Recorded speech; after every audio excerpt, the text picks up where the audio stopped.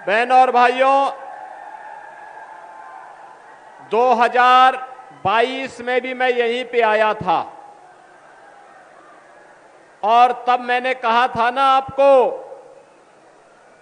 कि अयोध्या में रामलला का भव्य मंदिर भी बनेगा और बड़े बड़े माफिया और अपराधियों का राम नाम सत्य है भी होगा।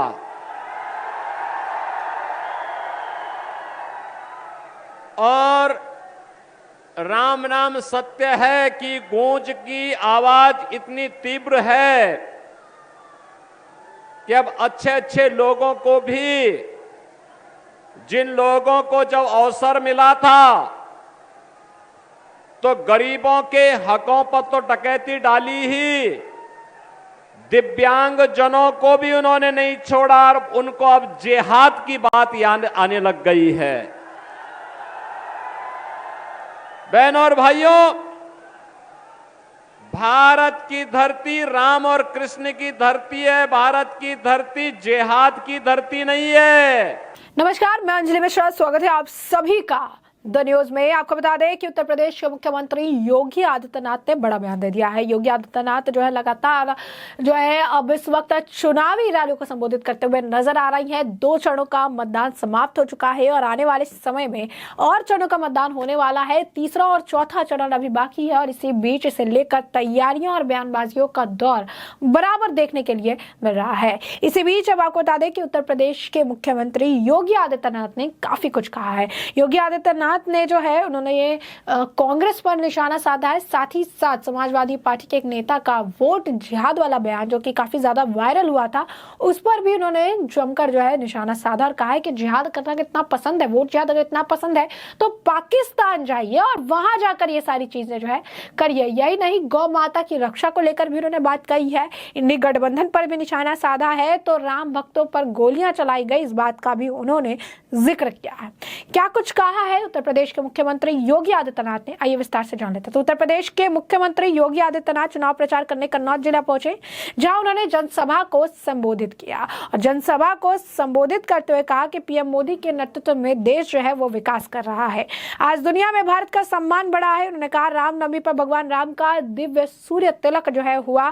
कांग्रेस ने आस्था का सम्मान नहीं किया, राम भक्तों पर गोलियां चलाई। सीएम योगी ने कहा कि नया भारत घर में घुसकर मारता है, अगर कहीं पटाखा भी फूट जाए तो पाकिस्तान कहता है कि हमने नहीं किया, क्योंकि उसे पता है कि भारत पुराना भारत नहीं नया भारत है, छेड़ता नहीं है और जो छेड़ता है उसे छोड़ता नहीं है। मुख्यमंत्री योगी आदित्यनाथ ने जनसभा को संबोधित करते हुए कहा कि 2014 से पहले अराजकता का माहौल था, आज तेजी से विकास हो रहा है। अयोध्या में भव्य राम मंदिर बना, 10 करोड़ लोगों को गैस मिला है। इस दौरान उन्होंने कहा कि पहले विकास के काम ठप थे, लेकिन आज जो है देश की तस्वीर तकदीर बदल चुकी है। यही नहीं, आपको बता दें कि उन्होंने ये भी कहा कि मेरा मालिक जो है सिर्फ एक है, वो है प्रभु श्री राम। उन्होंने ये कहा कि भारत की धरती जो है जिहाद की धरती नहीं है, भारत की धरती प्रभु श्री राम श्री कृष्ण की धरती है। यही नहीं, उन्होंने वोट जिहाद वाले बयान पर भी जो है काफी तंज कसा। उन्होंने कहा जिहाद से अगर इतना प्यार है तो पाकिस्तान जाइए। उन्होंने कहा कि इस भारत को,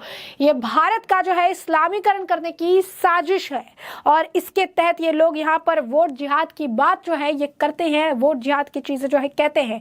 वोट जिहाद नहीं होता है। दुनिया के सबसे बड़े लोकतंत्र की मजबूती के लिए हमें वोट करना होता है। उन्होंने कहा कि वोट जिहाद जैसा कुछ नहीं होता है, हमें लोकतंत्र की मजबूती के लिए वोट देना बहुत ज्यादा जरूरी है। और वोट जिहाद जो लोग कहते हैं, जो लोग करने की बात करते हैं, उनकी मानसिकता जो है कुछ ऐसी ही होती है। उन्होंने अपने साफ शब्दों में कहा कि जो लोग वोट जिहाद की बात करते हैं, जो लोग वोट जिहाद के बारे में सोचते हैं, इसके बारे में कहते हैं, उन्हें पाकिस्तान जाना चाहिए, उन्हें यहाँ नहीं रहना चाहिए। उन्होंने कहा कि कांग्रेस आस्था का सम्मान नहीं करती है, कांग्रेस ने कार सेवकों पर गोलियां चलाई। आज राम मंदिर बनकर तैयार हो गया, कहीं ये कहते थे जल जाएगा, आग लग जाएगा, लेकिन ऐसा कुछ भी नहीं हुआ, क्योंकि कांग्रेस करने से डरती थी और बीजेपी ने करके दिखा दिया। और क्या कुछ कह रहे थे इस दौरान योगी आदित्यनाथ, जरा एक बार आप खुद सुनिए। बहनों और भाइयों, 2022 में भी मैं यहीं पे आया था और तब मैंने कहा था ना आपको कि अयोध्या में रामलला का भव्य मंदिर भी बनेगा और बड़े बड़े माफिया और अपराधियों का राम नाम सत्य है भी होगा।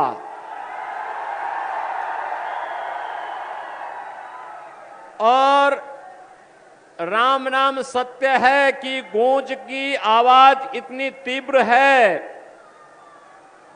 कि अब अच्छे अच्छे लोगों को भी, जिन लोगों को जब अवसर मिला था तो गरीबों के हकों पर तो डकैती डाली ही, दिव्यांग जनों को भी उन्होंने नहीं छोड़ा और उनको अब जिहाद की बात याद आने लग गई है। बहनों और भाइयों, भारत की धरती राम और कृष्ण की धरती है। भारत की धरती जिहाद की धरती नहीं है। और इसीलिए आज मैं आपसे आह्वान करने के लिए आया हूं, आपका आह्वान करने के लिए आया हूं। पूरे देश के अंदर जो इस समय लहर है, मैं अभी मध्य प्रदेश से महाकाल की धरती से आ रहा हूं।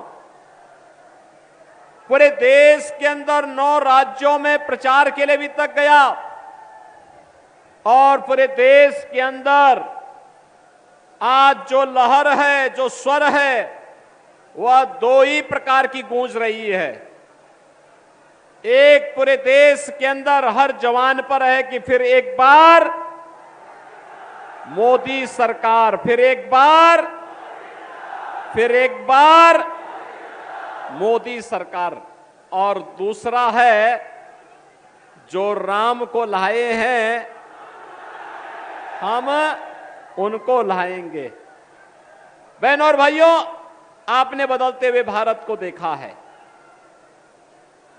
एक ऐसा भारत 2014 के पहले का और 2014 के बाद का भारत। 2014 का पहले का भारत दुनिया के अंदर विश्वास खो चुका था, अराजकता का शिकार था, आतंकवाद और नक्सलवाद से ग्रसित था, युवा पलायन करता था, अन्नदाता किसान आत्महत्या करता था, भ्रष्टाचार इस कदर था कि विकास की कोई भी योजना आगे नहीं बढ़ पाती थी, गरीबों को कोई भी शासन की योजना नहीं प्राप्त हो पाती थी। बहनों और भाइयों, ये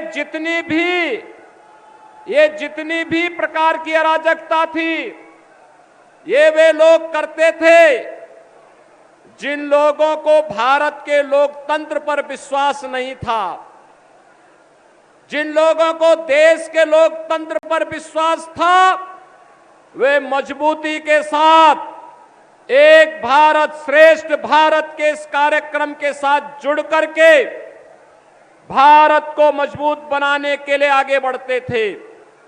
लेकिन जिनको भारत की यह प्रगति अच्छी नहीं लगती थी, वे लोग हर योजना में भ्रष्टाचार ढूंढने का प्रयास करते थे। लेकिन 2014 के भारत को आपने देखा होगा, 2014 के भारत को आपने इस रूप में देखा होगा कि 2014 के बाद का भारत आज नया भारत है, दुनिया के अंदर जिसका सम्मान है।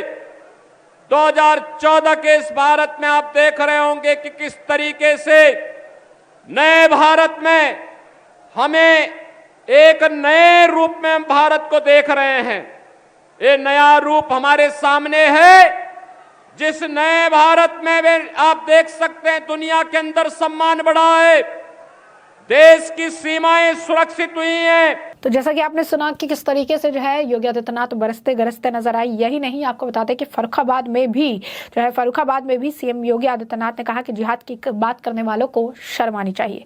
इसके आकाओं ने अपने देश का बंटवारा किया था, आज ये लोग जिहाद की बात करके लोकतंत्र को कलंकित करते हैं। सीएम ने चेतावनी दी कि जिहाद से प्यार है तो भूखे मरने वाले भिखमंगे पाकिस्तान के पास जाइए, जो जून की रोटी के लिए तरस रहे। सपा, कांग्रेस और बसपा पर हमला करते हुए सीएम योगी ने कहा, जिन लोगों ने गरीबी की हकों पर ऊपर डकैती डाली, दिव्यांगों को भी नहीं छोड़ा। ऐसे लोगों की जिहाद की बात याद आने लगी है। वे जान ले कि भारत की धरती रामकृष्ण की है, जिहाद की नहीं है। उसके बाद मुख्यमंत्री योगी आदित्यनाथ ने फर्रुखाबाद लोकसभा सीट से सांसद और भाजपा प्रत्याशी मुकेश राजपूत के लिए जनसभा पर कर जो है आज उन्होंने वोट भी मांगा। योगी के आह्वान पर फर्रुखाबाद लोग ने फिर से कमल खिलाने का आश्वासन भी दिया। तो आप देखिए कि किस तरीके से उन्होंने जो है सारी चीजें कही। यही नहीं, उन्होंने ये भी कहा कि गोकशी तो दूर, यूपी में ऐसा सोचने वालों के लिए भी जहन्नुम के रास्ते जो है खोल दिए जाएंगे। तो लगातार आपको बता दें कि योगी आदित्यनाथ फॉर्म में है, चाहे वो कन्नौज हो या फर्रुखाबाद हो। लगातार जो है योगी आदित्यनाथ ने कमाल संभाल रखी है और वो लगातार जो है बयानबाजी जो है कर रही हैं। बयानबाजियों का दौर इस वक्त चुनावी माहौल के बीच देखने के लिए मिल रहा है, जहां योगी आदित्यनाथ अपने विपक्ष पर जमकर बरसते नजर आ रहे हैं, चाहे वो समाजवादी पार्टी हो या कांग्रेस, उन पर जमकर निशाना साधते हुए नजर आ रही। जहां पर उन्हें साफ तौर पर वोट जिहाद करने की बात करने वाली समाजवादी पार्टी तो जिहाद जैसे चीजों का समर्थन करने वाली जो है बाकी नेता या विपक्ष की पार्टियां, उसके ऊपर भी वो जमकर बरसे। उन्होंने साफ तौर पर कहा कि ये श्री राम की, श्री कृष्ण की जन्मभूमि है, जिहाद की भूमि नहीं है। जिहाद से जिन्हें प्रेम है वो पाकिस्तान चले जाए। तो ऐसे में हमने आपको जो पूरा मामला है ये बड़े विस्तार से बताया कि पूरा मामला क्या है। इस मामले पर आपकी भी जो राय हमें कमेंट सेक्शन में कमेंट करके जरूर से जरूर साझा करिएगा। धन्यवाद। आतंकवाद और नक्सलवाद का खात्मा हुआ है। तो बहनों और भाइयों, अब वह स्थिति नहीं कि कहीं विस्फोट होगा और सरकार कहे, कांग्रेस नेतृत्व की सरकार जब सपा बसपा के लोग समर्थन करते थे तब कांग्रेस की सरकार कहती थी कि साहब ये तो सीमा पार से आतंकवाद है। और आज कहीं जोर से पटाखा भी फट जाए ना तो बहनों और भाइयों, तब पाकिस्तान सबसे पहले सफाई देता है और सफाई दे करके कहता है कि मेरा इसमें हाथ नहीं है। और वह अब सफाई दे करके पहले से ही देखता है कि नया भारत कैसा भारत है। वो नए भारत की ताकत को जानता है कि नया भारत छेड़ता नहीं है, लेकिन अगर कोई छेड़ता है तो उसको छोड़ता भी नहीं है। ये वही भारत है जिस भारत में पहले आतंकवादियों को देख करके सरकारें कहती थी कि ये तो सीमा पार से हैं। आज सीमा पार से उसका आका भी सफाई देने के लिए मजबूर होता है। बहनों और भाइयों, ये नए भारत में आज विकास के कार्यों को आप देख रहे होंगे। 2022 में मैं आया था, मैंने कहा था ना गंगा मैया पे बनने वाला पुल बहुत शीघ्र तैयार होने के लिए प्रारंभ होगा। आज कार्य प्रारंभ हो चुका है। तब मैंने कहा था कि फर्रुखाबाद में जो नारा पहले लगता था कि फर्रुखाबादी चूसे गन्ना, अब वह नहीं होगा। फर्रुखाबाद भी एक्सप्रेस के साथ जुड़ेगा। हम एक्सप्रेस वे के साथ जोड़ने की कार्रवाई भी हम लोगों ने आगे बढ़ा दी है। बहनों और भाइयों, आज हाईवे बन रहे हैं, एक्सप्रेस वे बन रहे हैं, one district one medical college का सपना साकार हो रहा है। IIT, IIM, triple IT, NIT, world class university, हर घर नल की योजना के साथ साथ विकास की योजनाओं को भी एक लंबी फेरस्त और गरीब कल्याणकारी योजनाओं का भी। देश के अंदर 80 करोड़ लोग राशन की सुविधा का फ्री में लाभ प्राप्त कर रहे हैं।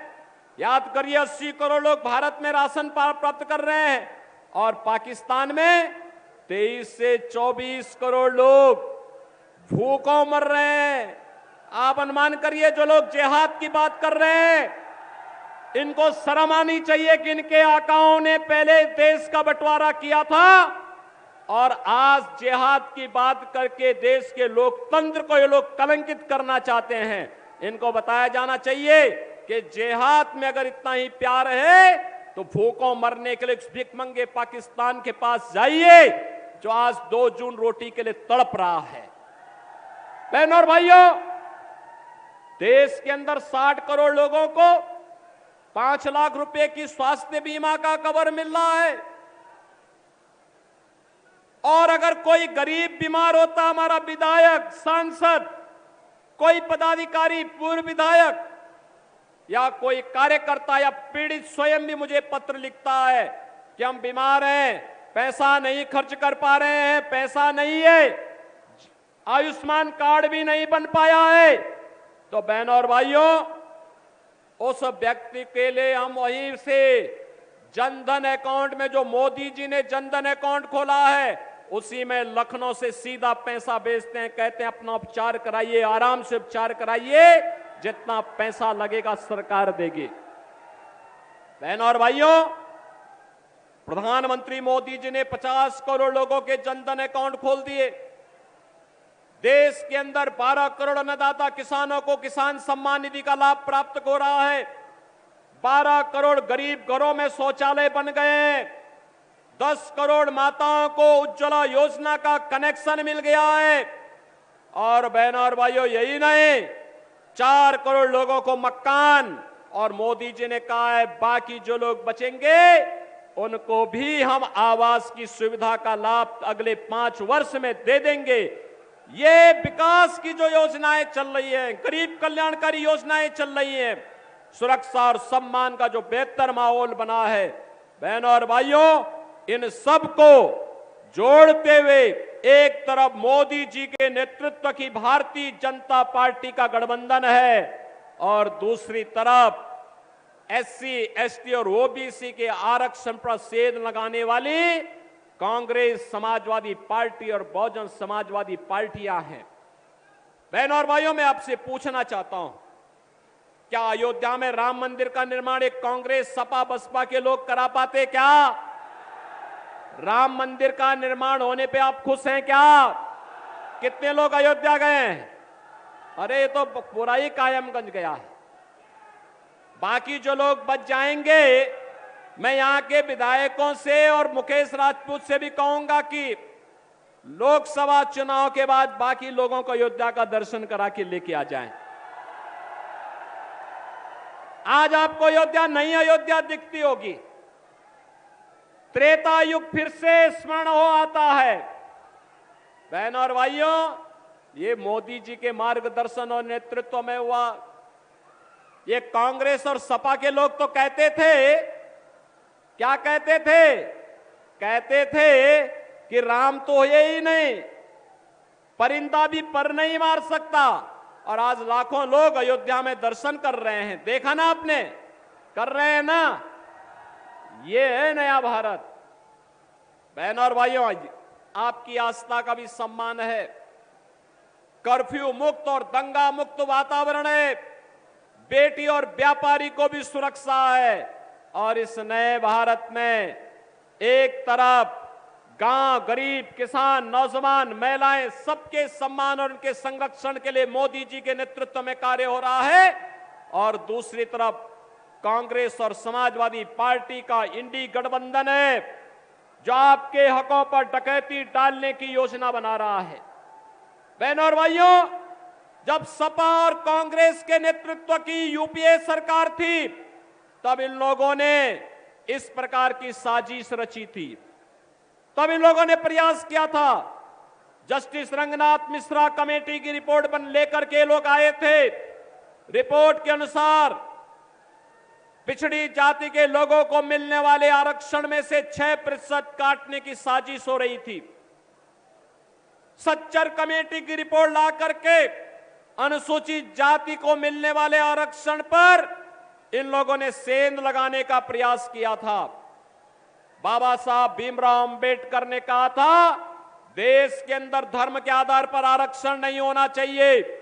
ये सपा और कांग्रेस के लोग धार्मिक आधार पर बंटवारा करने का प्रयास कर रहे हैं। ये भारत का इस्लामीकरण करने की साजिश है, और उसी साजिश के तहत ये लोग यहां पर वोट जिहाद की बात करते हैं। बहनों और भाइयों, वोट में जिहाद नहीं होता। दुनिया के सबसे बड़े लोकतंत्र की मजबूती के लिए हमें वोट करना होता है, जिससे हमारा लोकतंत्र और हमारा अधिकार सुरक्षित रहे।